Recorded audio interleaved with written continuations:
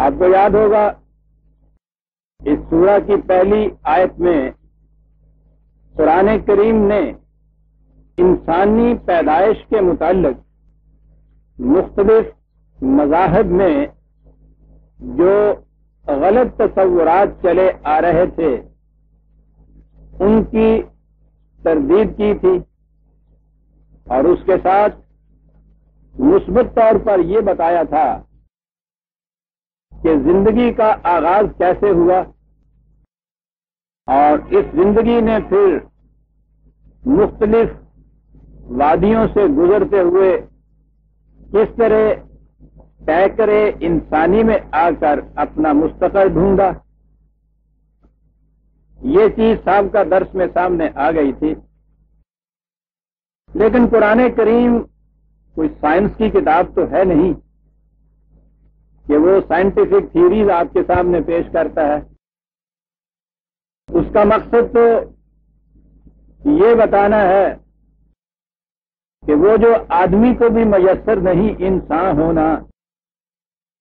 وہ آدمی کو سطح انسانیت کی زندگی بسر کرنا سکھاتا ہے۔ اس سلسلے میں جو چیزیں سامنے آتی جاتی ہیں، ضمناً صحیح، تشبیہاً صحیح، تمثیلاً صحیح، استعارتاً صحیح، کسی نحو سے بھی جو چیز سامنے آتی ہے اس کے متعلق قرآن کریم اشارتاً یا وضاحتاً جو کچھ بھی کہہ جاتا ہے، ہو نہیں سکتا کہ زمانہ کا علم جب کسی حقیقت تک پہنچے تو قرآن کے اس جو کچھ اس نے قرآن نے اس کے متعلق کہا ہے وہ اس کے خلاف ثابت ہو جائے۔ اس اعتبار سے یہ چیزیں جن کا تعلق مختلف علوم اور مختلف سائنسز سے ہے، وہ جب قرآن میں سامنے آتی ہیں تو ان کی وضاحت جب ہوتی ہے، ان کا مقصد اتنا ہوتا ہے کہ وہ جو اصل مقصد ہے قرآنی تعلیم کا، اس ضمن میں اس سلسلے میں ان کا تعلق کیا ہے۔ تو جیسا کہ میں نے عرض کیا ہے کہ قرآن نے بتانا تو یہ تھا مولانا حالی کے الفاظ میں، کسی زمانے میں ان کا مسدس ہمارے ہاں معاشرے کے ایک ایک بچے کی زبان پہ ہوتا تھا، بڑی عمدہ تعلیم اس میں دی گئی تھی، جس میں انہوں نے یہ کہا ہے، بنیادی نقطہ جو قرآن کی تعلیم کا ہے کہ یہ پہلا سبق تھا کتاب خدا کا کہ مخلوق ساری ہے کندہ خدا کا۔ بڑے سیدھے سیدھے سے الفاظ میں سادہ سادہ سی باتیں یہ سب کر گیا۔ بات اس نے یہ کہنی تھی کہ مخلوق ساری ہے کندہ خدا کا، الخلق عیال اللہ، اور وہ کہتا ہے کہ اس پورے بڑے وسیع نظام ربوبیت کا آغاز تمہارے گھر کی زندگی سے ہوگا۔ اسے آئلی زندگی کہتے ہیں، خان کی زندگی کہتے ہیں۔ یہاں سے وہ ابتدا کرتا ہے اور اس کی بڑی اہمیت بتاتا ہے۔ وہ کہتا یہ ہے کہ جس قسم کا نقشہ گھر کا ہوگا، گھر کی زندگی کا ہوگا، اسی قسم کا نقشہ وسیع طور پر تمہارے معاشرے کا ہوگا۔ تو جیسا کہ میں نے عرض کیا تھا، معاشرہ گھروں سے الگ کہیں آسمان سے اتر کے نہیں آتا۔ یہی معاشرہ جو ہے، شام کو ہم گھروں میں لوٹ آتے ہیں تو گھر بن جاتا ہے، صبح کو باہر نکل جاتے ہیں وہ معاشرہ بن جاتا ہے۔ اور جب گھروں کی دیواروں کو تم دائیں اور بائیں سے ذرا نیچے کر دیجئے، سمجھ لیجئے کہ فولڈنگ ہے یہ، اور ان کو جب آپ نیچے گرا دیں تو آپ دیکھیں گے کہ ایک گھر اور دوسرا گھر، اس میں کوئی حد فاصل ہی نہیں رہتی، وہ ایک ہی گھر ہو جاتا ہے۔ اور ان دیواروں کو اگر اسی طرح سے گراتے چلے جائیں تو آپ دیکھیں گے کہ مخلوق ساری ہے کندہ خدا کا۔ یہاں تک قرآن لے جانا چاہتا ہے ہمیں، لیکن اس پروگرام کی ابتدا وہ ایک گھر کی زندگی سے کرتا ہے۔ گھر کی زندگی میں پہلا جوڑا میاں بیوی کا ہوتا ہے۔ عورت کے متعلق جو غلط خیالات اس سے پیشتر دنیا مذہب اور دنیا فلسفہ دونوں میں رائج تھے، قرآن نے اس کی تردید کی اور اس نے کہا کہ یہ تصور بالکل غلط ہے کہ ان میں سے اس جوڑے میں سے ایک یعنی عورت، اس کا درجہ کمتر ہے، مرد کا درجہ اس سے بہتر ہے۔ اس نے کہا کہ یہ زوج ہیں ایک دوسرے کے،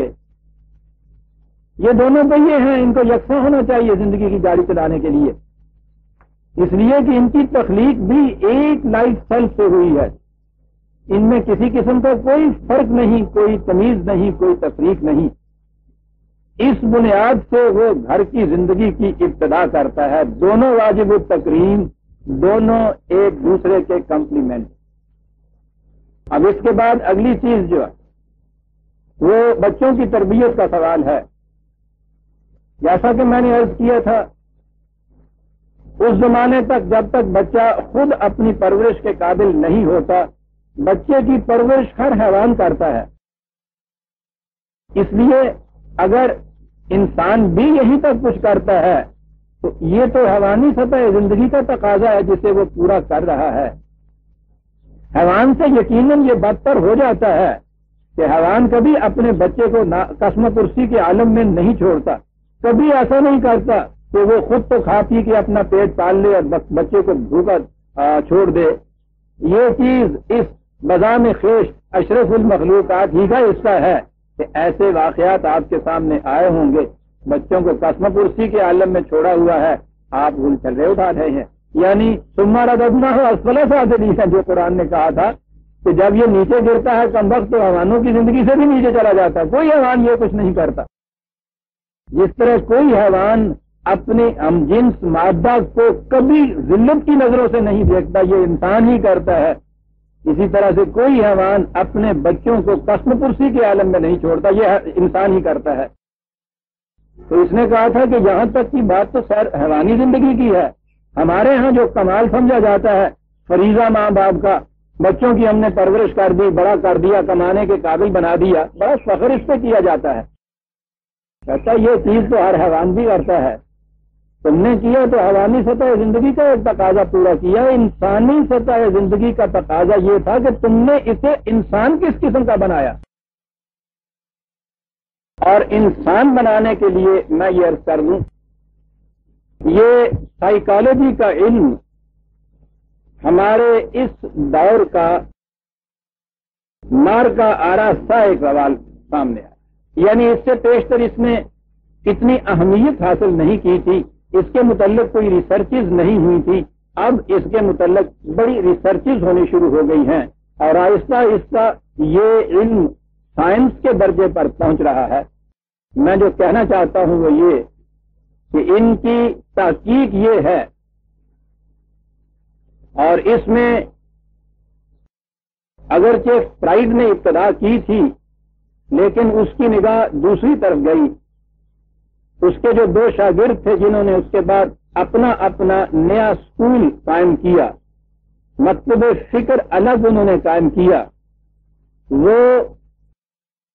جان اور ایڈلر ہیں، اور انہوں نے بچوں کی سائیکالوجی کے متعلق بڑی ہی ریسرچ کی ہے، بڑی ہی تحقیق کی ہے۔ ان کی تحقیق کا ملخص یہ ہے کہ بچے نے اپنی آئندہ زندگی میں سیرت اور کیریکٹر کے اعتبار سے جو کچھ بننا ہوتا ہے اس کی بنیادیں 3 سال کی عمر تک رکھی جا سکتی ہیں، پھر اس کے بعد ان بنیادوں کے اوپر عمارت تو استوار ہو جاتی ہے، ان بنیادوں کا بدلنا بڑا مشکل ہوتا ہے، اگر ناممکن نہیں بھی ہوتا تو سب کچھ بچہ بن چکتا ہے اس وقت تک جب تک وہ قریباً 3 سال کی عمر، بلکہ انہوں نے کہا تو یہ تھا کہ جب پہلے وہ میں کہنا سیکھتا ہے، بات کرنا سیکھتا ہے، تو اس وقت تک وہ آنکھوں ہی آنکھوں میں اپنے پورے ماحول کو سمو لے رہا ہے اور اسی سے اس کی اپنی شخصیت متشکل ہو جاتی ہے۔ آپ نے غور فرمایا کہ حیوانی بچے اور انسانی بچے میں فرق کتنا ہے؟ میں نے پچھلی دفعہ عرض کیا تھا، حیوانی بچے کے لیے کسی تربیت کی ضرورت نہیں، کسی اسکول میں بھیجنے کی ضرورت نہیں، بکری کا بچہ آج خود بکری بن جاتا ہے، شیر کا بچہ آج خود شیر بن جاتا ہے، انسان کا بچہ آج خود کچھ نہیں بنتا، اسے بنانا پڑتا ہے، جو کچھ اسے اس گھر کی زندگی میں بنا دیا جاتا ہے وہ وہی کچھ بن جاتا ہے، اور یہ ہے وہ سب سے بڑا فریضہ جو قرآن نے عائد کیا ہے ماں باپ کے اوپر کہ بچے کا پیدا کر لینا یہ تو حیوانی سطح زندگی کا ایک تقاضا تھا، اس کو انسان بنانا یہ ہے تمہاری انسانیت کا تقاضا، اور دیکھنا یہ ہے کہ اس تقاضے کو تم کہاں تک پورا کرتے ہو۔ اور اس سلسلے میں جو بنیادی چیز سامنے آئی، اور اس میں میں اگر یہ عرض کر دوں کہ ذاتی طور پہ بھی یہ چیز ہے جو میرے سامنے آئی، مجھے بھی اس میں کچھ درک ہے، سائیکو انالیسس کے اندر پڑھا بھی ہے،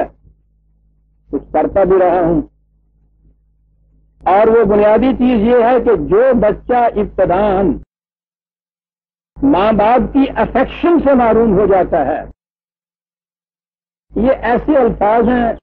جن کے مرادف الفاظ ابھی ہمارے ہاں کم ملتے ہیں، پیار میں کہوں تو وہ کچھ بگاڑ کی شکل پیدا ہو جاتی ہے، محبت کہوں ہمارے ہاں اس کا مفہوم کچھ آگے چل کے ہی آتا ہے، لیکن بہرحال افیکشن ایک بڑا عجیب جذبہ ہے۔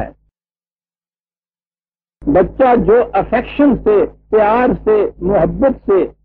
ابتدائی زندگی میں محروم رہ جاتا ہے، اس کے اندر اتنی نفسیاتی الجھنیں، کمپلیکسٹیز پیدا ہو جاتی ہیں تو معلوم نہیں کہ بعد کی زندگی میں وہ کن کن شکلوں میں نمودار ہوتی ہیں۔ اس کے کریکٹر میں، اس کی سیرت میں خامیاں ہی نہیں رہتی، بلکہ کتنی ہی پرورشن پیدا ہو جاتی ہیں، بدنہادیاں پیدا ہو جاتی ہیں، بہت سے جرائم کا وہ عادی ہو جاتا ہے، صرف اس لیے کہ ابتدائی زندگی میں اسے افیکشن نہیں، اور اس کے لیے اب تو وہ سائیکو انالیسس کے ذریعے سے علاج بھی کرتے ہیں۔ میرا بھی تجربہ یہ ہے، جن بڑوں کے متعلق دیکھا گیا کہ بچپن کی زندگی میں انہیں افیکشن نہیں مل سکی، ان کے اندر بڑے ہی مضمون قسم کے رجحانات پیدا ہو گئے۔ ان کا علاج یہ نہیں تھا کہ ان رجحانات کے متعلق آپ ان کو واضح و نصیحت کریں، واضح و نصیحت کی روح سے وہ سب کچھ سمجھتے تھے، پڑھے لکھے ہوئے لوگ۔ ان کی کیفیت یہ تھی جو غالب نے کہا ہے کہ جانتا ہوں ثواب طاعت و زہد، جاننے کا تعلق جہاں تک ہے، سمجھ کا تعلق ہے، وہ جانتے تھے لیکن اس کے باوجود وہ اس کو دور نہیں کر سکتے تھے۔ وہ جو اس نے کہا پر طبیعت ادھر نہیں آتی، اس کی وجہ یہ تھی کہ بچپن میں ان کی زندگی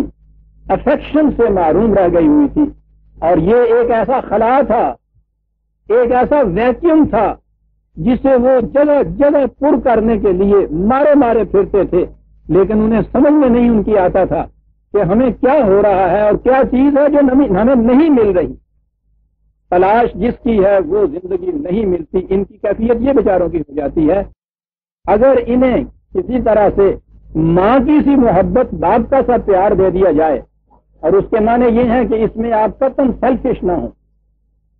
آپ کے سامنے صرف یہ ہو ایک انسان جس کی بنیادیں غلط رکھی گئی تھیں، میں نے اسے ہلاکت سے بچانا ہے، اس فریضے کے ماتحت اگر آپ یہ کریں کہ اس کو اس قسم کی محبت اور پیار دیتے چلے جائیں، جیسا میں نے عرض کیا ہے کہ ماں کا پیار، باپ کی محبت دیتے چلے جائیں، اگر اس کے بعد آپ دیکھیں گے کہ اس کی دبی ہوئی صلاحیتیں کس طرح ابھرتی ہیں، اور اس کے یہ جو پیچ و خم سیرت میں آ جاتے ہیں وہ کیسے سیدھے ہو جاتے ہیں۔ میں نے یہ اس لیے عرض کیا کہ ہمارے ہاں بھی گھروں کے اندر کبھی اس کا التزام نہیں کیا جاتا۔ پیار ہمارے ہاں وہ کہا جاتا ہے جسے لاڈ کہتے ہیں، اچھا بھلا بچہ بھی بگڑ جاتا ہے جس کے اندر، اس کے لیے، اس کے سنوارنے کے لیے، اس سے ڈسپلن کرنے کے لیے ہمارے ہاں خوف کا جذبہ ہوتا ہے۔ سال بھر کے بچے میں ہی وہ چیز کہ نیکی آ گئی اور پاگ آ گیا، یعنی وہ خوف ہر قسم، لے آئیں گے اتوں فلانے ملے دیوی اس طرح نل کر کے، یہ خوف۔ یاد رکھیے، خوف کی روح سے انسان کی شخصیت یا اس کی خودی اتنی کرش ہو جاتی ہے کہ وہ کبھی ابھر ہی نہیں سکتی۔ ہمارے ہاں چونکہ تعلیم ہے نہیں، ادھر توجہ ہی نہیں دی گئی ابھی تک، جیسا میں نے ابھی عرض کیا، پیار ہمارے ہاں لاڈ کا درجہ اختیار کر، شکل اختیار کر لیتا ہے، اچھا بھلا بچہ بگڑ جاتا ہے۔ سنوارتے ہیں تو خوف کے ذریعے سے سنوارتے ہیں، اس کی شخصیت ہمیشہ کے لیے کچلی جاتی۔ افیکشن نہ تو یہ لاڈ ہوتا ہے نہ یہ خوف ہوتا ہے۔ سمجھانا بڑا مشکل ہے، لیکن آپ کو معلوم ہے بڑوں کی بات بھی ایک بات احترام سے آپ مانتے ہیں کسی دوسرے کی، اور آپ دیکھیں گے کہ اس ماننے کے اندر خوف نہیں ہوتا، ایک جذبہ احترام ہوتا ہے. بچے کے سامنے اگر انسان بڑے جو ہیں اپنی صحیح سیرت کا نمونہ پیش کریں اور افیکشن اس کے ساتھ کریں، یعنی ہر اچھی بات کے اوپر اپریسیشن اس کی کریں، تو آپ دیکھیں گے کہ اس کے دل میں آپ کا احترام اور ریسپیکٹ پیدا ہو جائے گی. اور آؤٹ آف ریسپیکٹ، احترام کے طور پر جو کچھ وہ بچہ کرتا ہے کسی اور طریقے سے اس کی تربیت نہیں ہوتی. صحیح افیکشن کے معنی یہ ہیں. قرآن کریم اس پہ زور دیتا ہے.